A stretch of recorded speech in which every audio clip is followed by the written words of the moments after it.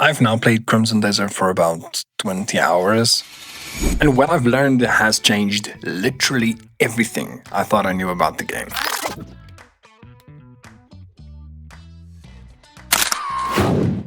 I want to talk about a few things about Crimson Desert that I really think you should know.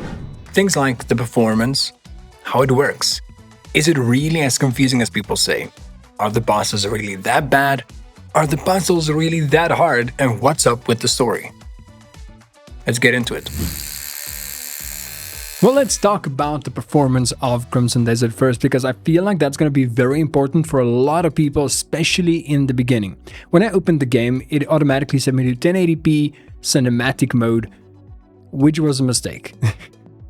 Do not trust the automatic settings of Crimson Desert, because when I booted the game, it had, I cannot remember completely, but I think it had something around 25 FPS, which is obviously not ideal. It felt visibly stuttery, and I was like, okay, the hype around the game performance is not real. Well, then I went into my settings. I made this massive one change that, well, changed everything for me. I changed my game from cinematic all the way to ultra. I don't know why that worked, but it did work. It went from 25 FPS all the way to a solid 60 almost all of the time, which is just absolutely crazy, considering that the game is on ultra. Yes, it's 1080p, but also it has ray tracing enabled, no frame gen, no upscaling, just raw gameplay. How the heck did Pearl Abyss figure out how to do that? Because this game, let me just remind you, looks absolutely freaking amazing. From there, I did the one thing that any reasonable and normal human being would do. I took my PC, carried it all the way to my bedroom, because I have a 55-inch 4K TV there, and I was like, you know what? Who knows? Maybe. So I ran the game in 4K, and yeah, there was a little bit of a performance dip. I think it went all the way down to like the mid-30s-ish, kind of hovered around that. But then I just took one step back, put the game on Ultra 2K, and smooth as ever, 50-odd FPS, and then I took it one step further, and I enabled FSR 4.0. Let me just remind you guys, I have the AMD Ryzen 5 9600X CPU, the GPU is the AMD RX 9060 XT, the 16GB version, and I also have 32GB of DDR5 RAM, so it's like a mid-range-ish PC, but this game is supposedly able to run on a GTX 1060, which is, I don't know how that's even possible in today's age. Now let's talk about the confusing controls or whatever. The controls are, yeah, it's kind of weird.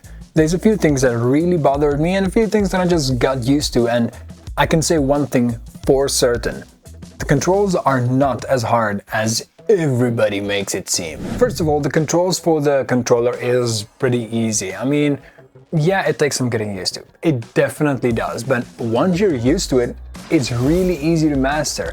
I'm already used to it and I've only played the game for like 20 hours.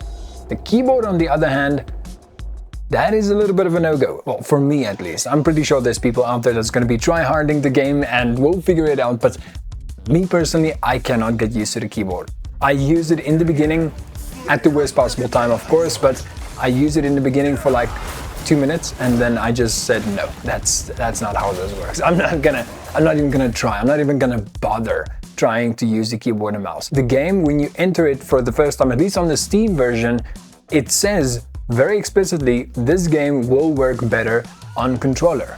And while we're on the subject of difficult stuff, there's a lot that is really difficult about this game. There's no denying it. Even the developers explicitly said it is going to be difficult at some times, but is it really that difficult? Is it difficult enough to not want to play the game anymore? Well, my answer, of course, is no. I've been playing this game for about 20-ish hours, as I said, but I haven't really seen anything that wants me to turn the game off. Something that feels so difficult that it seems genuinely impossible. See, the thing is, some things are difficult. It really is. Even the normal enemies that you're going to come across, the normal bandits and stuff like that, if there's so many of them that you can't physically defeat all of them, and maybe you can't even dodge them because they just overwhelm you with sheer numbers, then yes, the game can become difficult. But it also gives you a way to make it really, really easy on yourself, and this is how. The best surefire way to have a decreased difficulty in the game is to make preparations for everything. One of the biggest things that I found that really helped me in the game was making sure that I have enough food rations to survive in the wild. And that's not just picking up apples and doing normal stuff like that. No, that is going to a cooking table, finding recipes all over the map scattered throughout the entire biowell, and making yourself food. It's really as simple as that. It's really as easy as that. One good meal can give you like 250 HP easily. And given the fact that you can press one button to eat the meals, which is the right button on the Xbox controller, I don't know what it is on keyboard, I just wouldn't bother, to be honest. It just makes it so much easier. You just dodge one enemy, press the right button, boop, there goes your HP up. Easy as that. You also get these weird orbs that kind of help you to survive, right? When you die, it says instead of starting over at the checkpoint, it tells you that you can now revive with 30% HP, or if you have the gold ones, you can revive at full health, which is actually pretty cool. I've only managed to get 2 of those, and I don't really know exactly how to get them, except exploration, of course, and maybe some missions. But either way, it is definitely possible. And talking about preparation, that goes for bosses as well. They're not as hard as you think. When you're fighting against a boss, there's a high likelihood that you're probably gonna have to do it over and over and over again, right? But it is definitely not impossible, and the more you do it, the more you get used to doing it.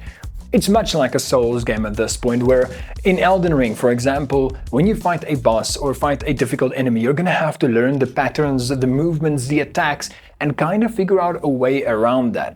I've seen multiple instances where people say the Reed Devil is gonna be the first real challenge, and a lot of people quit right after that because they can't figure it out. Well, guess what? I defeated the Reed Devil on the first try, and that is because I rationed my food, I learned the patterns, and I learned a few tricks that the Reed Devil had up its sleeve. For example, defeating the body doubles by just defeating the stupid body double copy dummy things that are in the reed fields. You're welcome.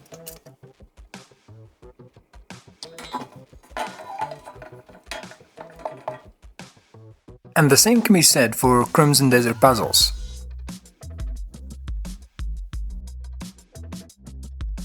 The puzzles aren't that hard. Yes, there might be some challenging puzzles, but most of them it's easy enough to figure out. I think the most I've struggled with the puzzle is to figure out the controls that I need to be able to do what I want to do. Except for that, they basically show you how to do the puzzles now because a lot of crybabies cried and they nerfed the first puzzle, so they literally give you a guide on how to finish, well, that puzzle. One of the big tips that I can give you when it comes to the puzzles of the Abyss is that you should read the description of the puzzle first before actually attempting the puzzle.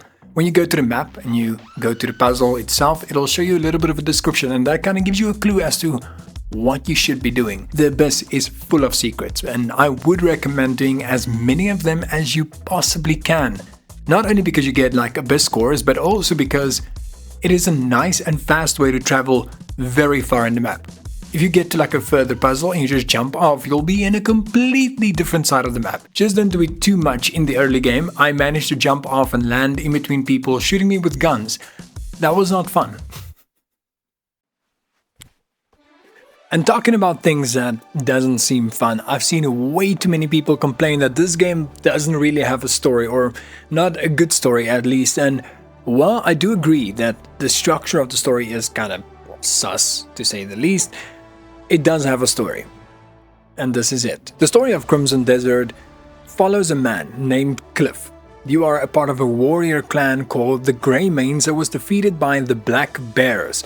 Now, while your clan might have been somewhat destroyed, you find a way to push through. But then you get brought back to life by a mysterious, I don't know, being or something. They're from the Abyss. And your job is to bring back the Greymane clan. Well, that's your self-appointed job, of course. The Abyss has another job for you, or the people from the Abyss have another job for you. Your job is to stop the end of the world from happening. Yeah, it's a pretty big gig. They don't really tell you how, or even have crazy cinematics like a game like Warframe, for example, but they do have a story. But like the puzzles, like the bosses, Like everything else in the game, it is your job to figure that out by exploring Pywall, one of the most beautiful worlds that I have ever seen in my life in a video game. And that's the beauty of it. That's the beauty of this amazing game. Personally, as just a normal player, a casual player, one might actually say, I would want to give this game a solid 9 out of 10. One of the craziest and most beautiful experiences that I have ever had in my life. I've been playing this game for 20 hours. I haven't been able to stop. Every day I play this game whenever I have time. And I'm probably going to continue for a really, really long time. So pick it up. Give it a try. Go through the first few hours that might seem boring, that might seem slow. But once you get the hang of it, this world is extremely, extremely rewarding. Don't listen to the reviewers. Half of them don't know what they're talking about, to be honest. I've seen the reviews that say it's a 5 out of 10. This game isn't a 5 out of 10. This is an actually amazing game. Does it have drawbacks? Of course it does. Does it have issues? Some of them. But this game is a piece of art. So try it out. And stay tuned because I will be doing lore deep dives very soon and maybe even some tips and stuff for beginners. Subscribe if you like this video, and I'll see you in the next one.